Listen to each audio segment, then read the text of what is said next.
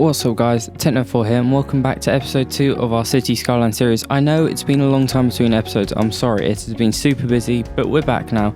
If you're new to this series, this is all about time-lapse everything I'm doing in Cities Skylines, cutting out very little so you can see my thought process and everything else, and then I voice over it in post explaining what I'm doing. So if that sounds good, make sure to hit the like button and subscribe so you don't miss the next episode, which will not take as long, I promise. I'm also a Twitch streamer over at twitch.tv/Techno4, so make sure to go and check me out over there. And without further ado, let's get on with the video.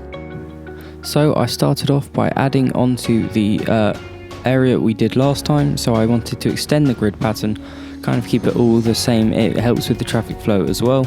So as you can see, I made a bit of a derp here. I left prop tree anarchy on, so I've got to get rid of all of those trees, but luckily that doesn't take too long. That is one of the few bits that has been cut from this episode, is just sorting that out. So I go back into this grid pattern. I want to keep it all low residential housing, but I realise I haven't done any districts, so I paint around some districts.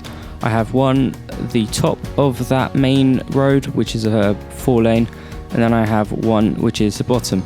Now, one thing that really annoys me when I look at cities is districts that are just kind of painted roughly, and well, I don't know, maybe that annoys you too, maybe it doesn't, but I like to have mine really neat. So there you go, I fill it in.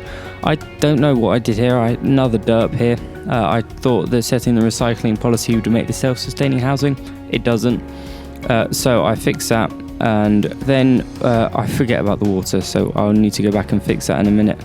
But I have to, I decide that I want to unlock this next section so we can then have the road which curves round, and it's going to go round to that highway there. Now, I really try to get everything looking nice and symmetrical. Sometimes I don't manage it, sometimes I do not manage it, but I like to spend a couple of tries here just to get it so it's symmetrical either side of the highway, and then the slopes are the same length and the same steepness and everything like that. It's a little thing, it doesn't make any difference whatsoever, I just think it looks more aesthetically pleasing.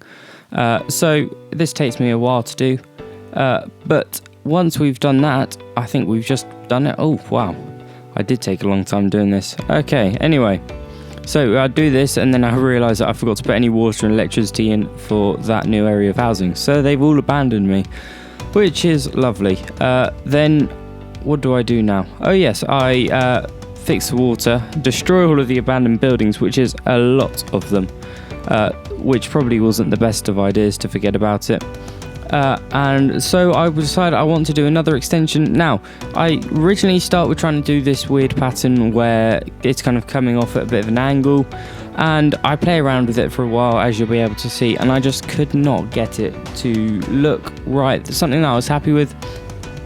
So I played around with curves and curving it some ways and curving it other ways, and as you can see there, I just wasn't too happy with how it looked.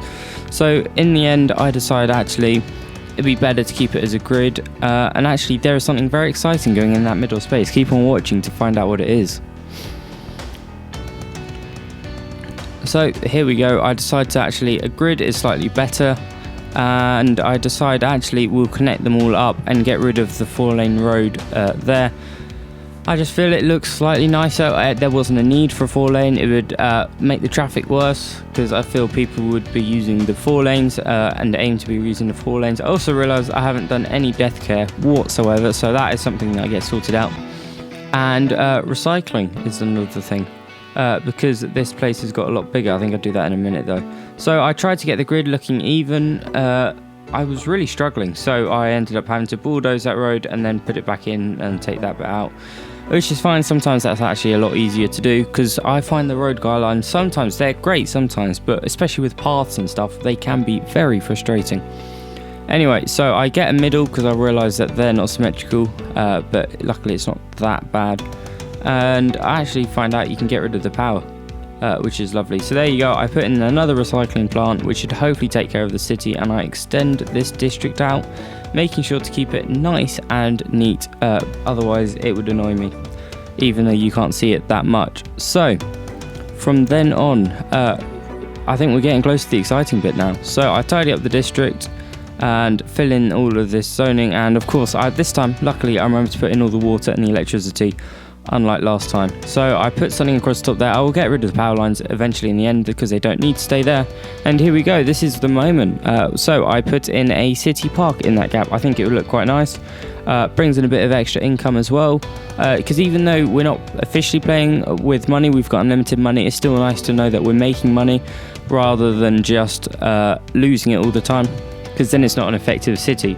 So after derping up and realizing that I can't place 2 main gates, I get this all put in. So if I was restricted by money, I wouldn't be doing what I am, but I do the pass over and over again because, wow, pass can be very, very, very annoying sometimes.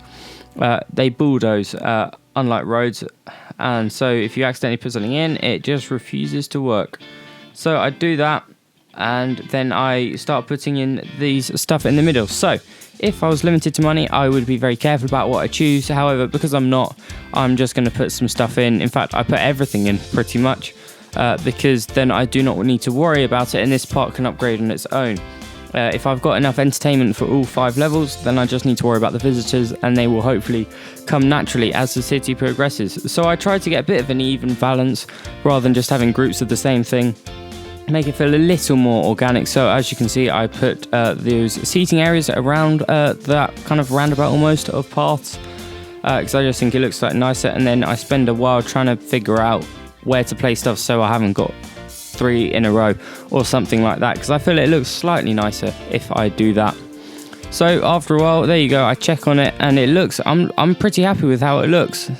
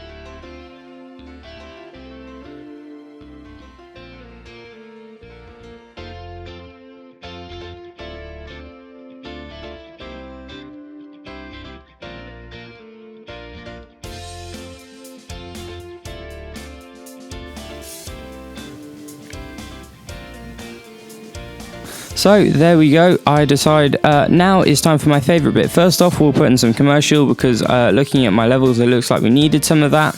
This is a moment where I realised that the power actually self-sustaining, because I hate seeing power lines dotted across the city, and it's actually so easy to fix. A couple of well-placed buildings can mean that you don't ever need the need for power lines. You can also get mods and stuff like that to hide them. So now onto my favourite bit. Transport is my favourite bit of the game by far. Mass Transit DLC is by far my favourite DLC. If you want to see me list them all, make sure to let me know in the comments. That could be a video for the future.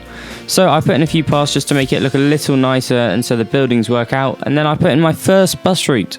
So this is just a very simple one that goes around the new area, and I link it up. And then this second one goes round the old area, so it cuts through the kind of first half almost of this area. Sometimes I find it very difficult sometimes with the bus terminal, because sometimes the bus routes just do not want to go where you want them to, and so this goes around that one. And then I suddenly realise Sunset Harbour DLC came with intercity buses and intercity bus terminals. So I get rid of the old bus depot, the bus terminal, and I replace it with intercity buses, which means that people can come, tourists and stuff can come via intercity buses, so it should hopefully help with the growth of our city and provide a little bit more income. So I fix up the lines from before, and then I just start drawing a couple of new ones. These are ones that are going more around the streets. I find that placing them every 2 blocks is the right distance for me anyway, because if you have them stop too often, then you can get a build-up of traffic, and if they don't stop enough, then people often will not want to take them because it is easier to go by car. And I really am trying to get them not to go by car, because obviously that also builds up traffic. So I find that every 2 blocks is the right amount for me, but it's different for every city. So there we go, I get this final one set up. I believe this is the last one. So there we go, that is all of the bus lines done. If you like this video, make sure to drop a like down below, and if you want to see more content like this, make sure to subscribe. I stream every Monday, Wednesday, Thursday and Sunday over on twitch.tv/techno4. There'll be links to that in the description. Make sure to drop a follow over there so you know next time I'm going live. We play everything from Minecraft to GeoGuessr to Cities Skylines, everything like that. So make sure to drop a follow over there. Of course, join the Discord, we'd love to see you, and make sure to check out the TikTok as well. I hope everybody has a great day, and I will catch you all next time. Techno4 out. See ya.